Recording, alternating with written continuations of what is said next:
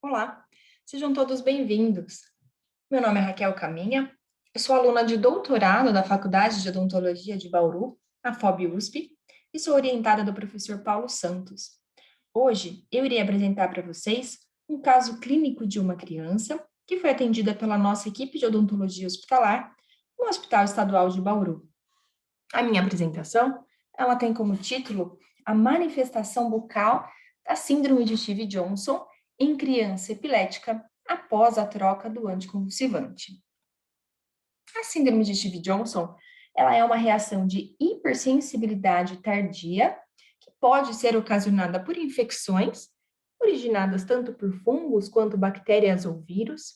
Também pode ser originada por medicamentos e atualmente a sulfa é um dos medicamentos mais envolvidos no aparecimento dessa síndrome e também ao uso de algumas drogas.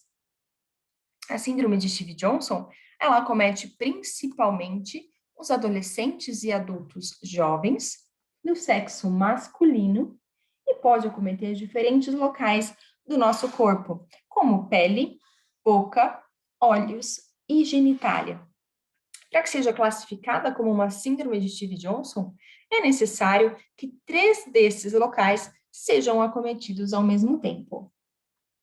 Ao acometer a cavidade oral, nós podemos encontrar, durante o exame clínico do nosso paciente, sintomas de ardência e alguns sinais, como bolhas que se rompem, formando úlceras, e associadas a essas úlceras, nós podemos ter crostas e um quadro de sangramento.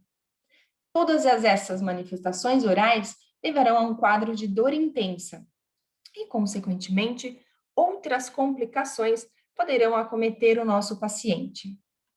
Dessas complicações esperadas na síndrome de Stevens-Johnson, nós podemos citar a febre, a cefaleia, a dificuldade de mastigação, a hipersalivação, e essa hipersalivação, ela acaba acontecendo pela dificuldade de deglutição do paciente, pela dor intensa que ele apresenta nesse quadro.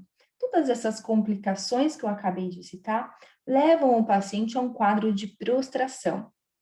Nós também podemos esperar um quadro de dificuldade respiratória, de dores musculares e articulares, de infecção pulmonar e de morte.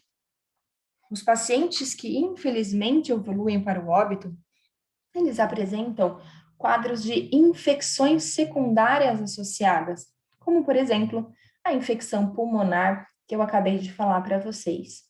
Quanto mais essas complicações evoluem, maior é a gravidade do caso e maior é o risco de morte associado a esse paciente. O tratamento preconizado para a síndrome de Stevens-Johnson engloba a suspensão imediata do agente que desencadeou essa reação de hipersensibilidade. Nos casos mais graves, é necessário a internação hospitalar desse paciente para que ele receba um suporte mais intenso em relação ao equilíbrio hídrico, a necessidade de administração endovenosa de antibióticos e corticosteroides pela dificuldade de deglutição desse paciente, além de medidas de conforto. Agora nós vamos conversar sobre o nosso caso clínico. A nossa paciente, ela era uma criança do sexo feminino de 10 anos de idade e que estava fazendo um tratamento para epilepsia já há alguns anos com a associação dos medicamentos valproato de sódio e fenitoína, sem nenhuma intercorrência. Entretanto, com o passar dos anos, essa paciente começou a apresentar um aumento das crises convulsivas. E por esse motivo, o médico responsável por ela, ou seja, o neurologista dessa paciente, ele optou por fazer uma alteração no protocolo medicamentoso, onde ele trocou, então, a fenitoína pelo fenobarbital e manteve o valproato de sódio. Após essa troca de medicação, pouco tempo depois, essa paciente apresentou algumas reações adversas, como, por exemplo, o rash cutâneo, lesões em cavidade oral, que levaram essa paciente a parar de se alimentar por boca ou seja, ela parou de se alimentar devido à dor intensa associada a essas lesões em boca. E então a equipe médica optou pela internação hospitalar da nossa paciente. Nesse momento, a equipe de odontologia, ela foi acionada para avaliação desse paciente pela equipe médica, e na nossa primeira consulta, na nossa avaliação inicial, nós podemos observar, então, um quadro de úlceras extensas, né? Essa paciente, ela apresentava diversas úlceras em cavidade oral, né? Principalmente aqui em lábios, que a gente pode estar observando nessa foto, um edema e um eritema labial bastante importante. Associado a essas úlceras, nós temos crostas, né? E essa paciente, ela sangrava, né? Essas regiões com essas lesões, elas sangravam durante a manipulação.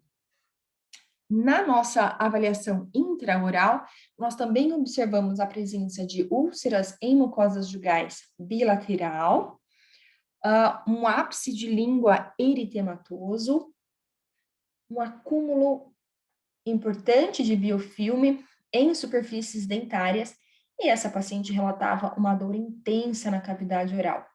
Fora isso, essa paciente também apresentava uma incapacidade de abertura bucal, e por esse momento nós não conseguimos fotografar a cavidade oral dessa paciente nessa avaliação.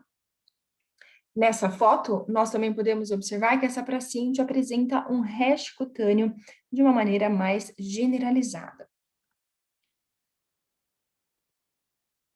A associação entre os dados obtidos na anamnese e os sinais e os sintomas relatados por essa paciente, nós chegamos, então, à hipótese diagnóstica da síndrome de Stevens-Johnson. Foi prescrito pela equipe da odontologia para essa paciente o Flogural Spray, que é um medicamento à base de benzidamina, que tem como ação principal analgesia, uma ação anti-inflamatória e anestésica. Esse medicamento, ele foi prescrito porque quando o paciente faz uso desse medicamento, ele gera uma anestesia e uma analgesia, gerando um conforto para esse paciente, principalmente antes das refeições. E isso faz com que esse paciente consiga se alimentar de uma maneira mais satisfatória. Nós também prescrevemos a pomada Admuc, que é uma pomada à base de camomila, também para auxiliar no reparo dessas lesões. A paciente foi orientada a realizar a higiene oral, a escovação dos dentes, com uma escova de cabeça pequena, de cerdas extra macias, e além disso, também foi prescrito a clorexidina a 0,12% sem álcool, que é um antimicrobiano com o objetivo de evitar, né, de prevenir que ocorra infecções secundárias nessas lesões presentes em cavidade oral. A nossa paciente também recebeu a laser terapia de baixa potência, com o objetivo de acelerar a cicatrização dessas lesões. A laser terapia foi realizada com o Therapy XT, da marca DMC. Esse aparelho ele apresenta uma potência de 100 miliwatts. Nós utilizamos o comprimento de onda de 660 nanômetros, ou seja, comprimento de onda vermelho, uma energia total de 2 joules, e a aplicação foi realizada de forma diária nessa paciente. Associado à nossa prescrição, à nossa conduta, também teve a conduta médica, que suspendeu o uso do fenobarbital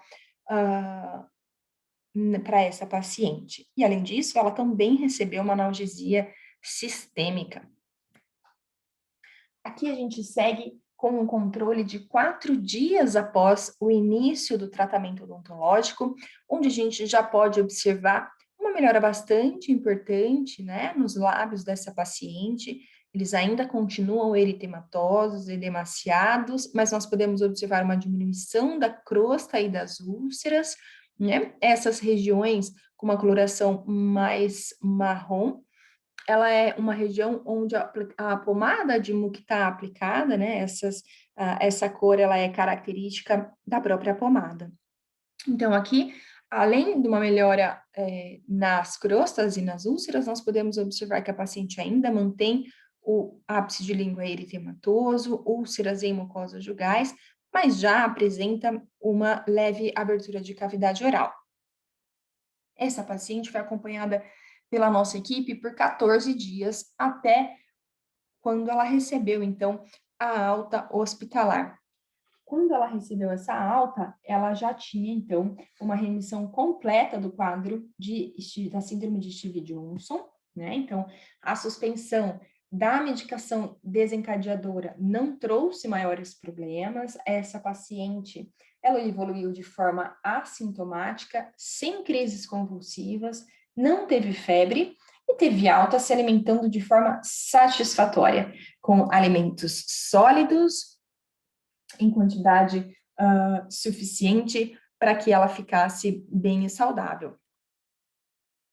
Nesse outro slide, nós podemos observar o dia que a paciente veio para o nosso acompanhamento no ambulatório da odontologia, 14 dias após a alta hospitalar. Então, aqui a gente já vê um quadro bastante satisfatório, né? Paciente sem lesões em lábio, também não apresentam lesões intraoral, nem em ápice de língua, mucosas jugais, que eram regiões que estavam feridas, né, com lesões anteriormente, e apresentam uma abertura de boca bastante satisfatória. Nessa consulta, o paciente não tinha queixa de dor, né? Então, ela tinha um EVA para dor de 0, e ela já tinha retornado com toda a sua rotina diária normal, já frequentando escola, se alimentando adequadamente, ela já estava bem recuperada.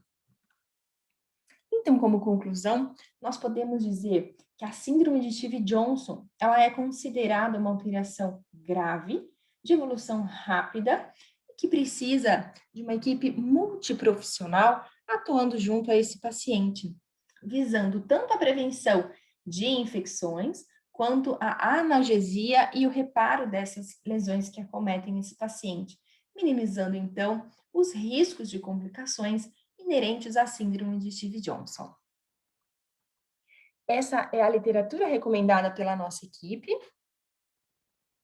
e nós agradecemos a sua atenção.